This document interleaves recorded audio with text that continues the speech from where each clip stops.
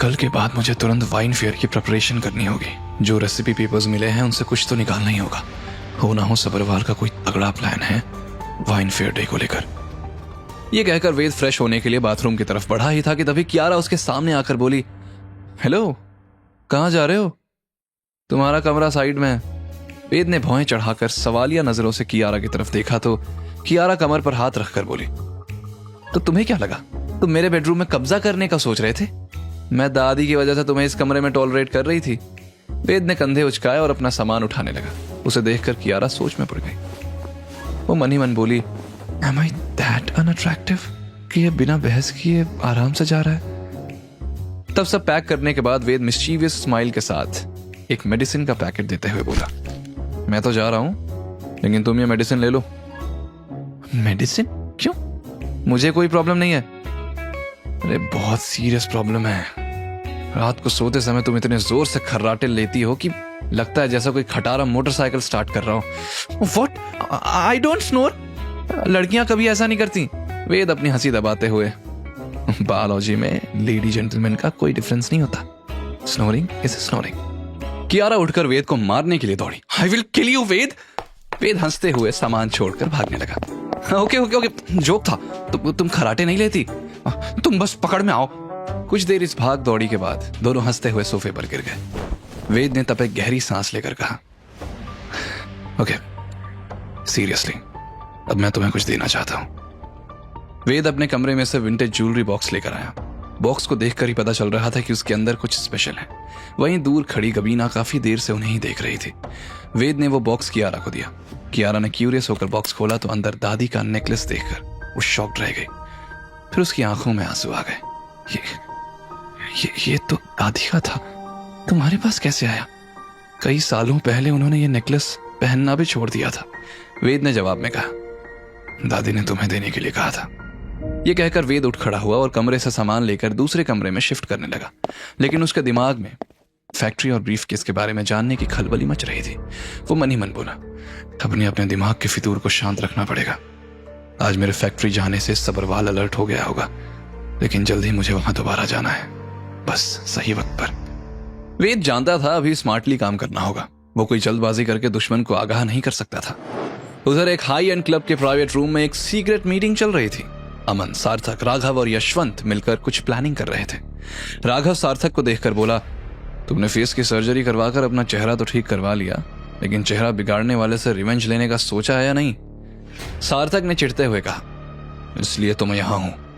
अगर यशवंत अंकल ने मुझे आइडिया नहीं दिया होता तो आज कियारा मेरी दोस्त होती और मैं धीरे धीरे उसे पटा ही लेता। यशवंत ने तंज कसा, वो तुमसे पटने वाली ही नहीं है। उसके पास उसका माचो मैन है, वो वेद, जो हीरो की तरह उसे बचा लेता है। तुमसे एक काम बोला था, अगर उस दिन उसे अपना बना लेते तो आज वो तुम्हारी वाइफ होती। उनकी बातें सुनकर अमन गुस्से में बोला, बस करो तुम लोग, एक भी प्लान पर ढंग से सक्सेस नहीं हो पाए। कियारा और वेद के लिए कुछ सोचा भी है या फिर यहां फ्री के शराब पीने आए हो बस? उसकी गुस्से भरी बात सुनकर यशवंत ने शांत लहजे में कहा, डोंट वरी, कल 13वीं का कार्यक्रम कियारा की लाइफ का लास्ट इवेंट होगा। इसके बाद ना वो वेद बचेगा, ना कियारा, ना आरके इंडस्ट्रीज की रेपुटेशन। ये कहते हुए यशवंत ने एक छोटी बोतल टेबल पर रखते हुए कहा, ये स्लो एक्टिंग पॉइजन है, टेस्ट में भी नहीं पता चलेगा, और जब तक सिम्टम्स दिखेंगे तब तक बहुत देर हो चुकी होगी। राघव ने पूछा, लेकिन अंकल डायरेक्ट कियारा और वेद को पॉइजन दे देते हैं? अरे इडियट, मैंने पता करवाया है, माँ ने जो विल चेंज की थी उसके अकॉर्डिंग अगर कियारा को कुछ हुआ तो वेद को सब कुछ मिलेगा, और वेद को कुछ हुआ तो कियारा को। लेकिन दोनों की एक्सीडेंटल डेथ होते ही सब कुछ चैरिटी में चला जाएगा। We can't kill them directly. वैसे ऑर्फनेज में पॉइजनिंग से पूरी पब्लिक उनके अगेंस्ट हो जाएगी, मीडिया, पुलिस, सब। ऐसा कैरेक्टर असैसिनेशन होगा कि जिंदगी भर इस दाग को धो नहीं पाएंगे। यह सुनकर राघव, सार्थक और अमन के चेहरे पर शैतानी मुस्कान उभर आई। क्या करने वाला था यशवंत उस पॉइजन से? क्या वो कियारा और वेद को मारने वाला था? अगली सुबह सावित्री की 13वीं के लिए घर में काफी रिलेटिव्स आ गए थे। यशवंत और बाकी फैमिली मेंबर्स भी मौजूद थे। हॉल में उनके अलावा और भी लोग बैठे थे। पूरे ट्रेडिशनल रीति रिवाज से 13वीं का कार्यक्रम पूरा हुआ। ब्राह्मणों और मेहमानों के खाने के बाद कियारा, वेद और बाकी परिवार ऑर्फनेज पहुंचे।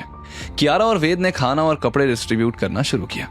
एक बुजुर्ग महिला ने कियारा और वेद को आशीर्वाद देते हुए कहा, बहुत टाइम बाद इतना अच्छा खाना मिला है, भगवान तुम दोनों की जोड़ी सलामत रखे। कियारा और वेद ने ऑकवर्डली एक दूसरे की तरफ देखा और फिर दूसरे लोगों को खाना परोसने लगे। लेकिन दूर एक कॉर्नर से यशवंत और राघव सब कुछ ऑब्जर्व कर रहे थे। यशवंत राघव से धीरे से बोला, सारा खाना डिस्ट्रीब्यूट हो गया है, अब बस थोड़ी देर में यहाँ लोग बीमार पड़ना शुरू हो जाएंगे, सारा ब्लेम उन पर आएगा। राघव ने हंसते हुए कहा, मीडिया, पुलिस, पब्लिक सब कियारा और आर्क इंडस्ट्रीज का अगेंस्ट हो जाएंगे।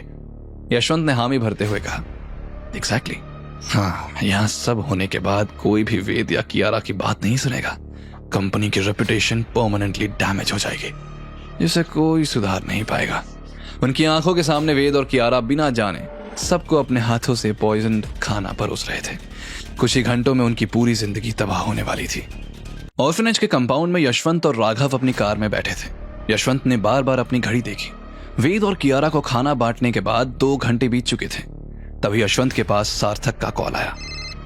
यशवंत ने सार्थक का नाम देखकर तुरंत फोन उठाते हुए कहा, हाँ सार्थक। सार्थक जवाब में बोला, सब कुछ सेट है, मीडिया टीम्स को टिप ऑफ दे दी है, हॉस्पिटल को भी अलर्ट कर दिया है कि इमरजेंसी केसेस आएंगे।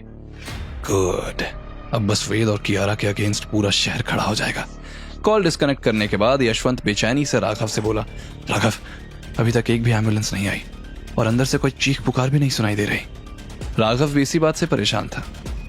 हो सकता है पॉइजन स्लोली काम कर रहा हो, चलिए एक बार अंदर जाकर देखते हैं। जैसे ही वो कार से उतरे और ऑर्फनेज के गेट के पास आए, उन्हें अंदर से आवाजें आने लगी। लेकिन यह किसी के चीखने या कराहने की आवाजें नहीं थी, बल्कि बच्चों और बूढ़ों के हंसने खेलने की आवाजें थी। यशवंत घबरा कर बोला, ये क्या हो रहा है? अभी तक तो पॉइजन का असर हो जाना चाहिए था। उन्होंने अंदर जाकर देखा तो सारे बच्चे और बुजुर्ग खुशी से बातें कर रहे थे, कोई भी बीमार नजर नहीं आ रहा था।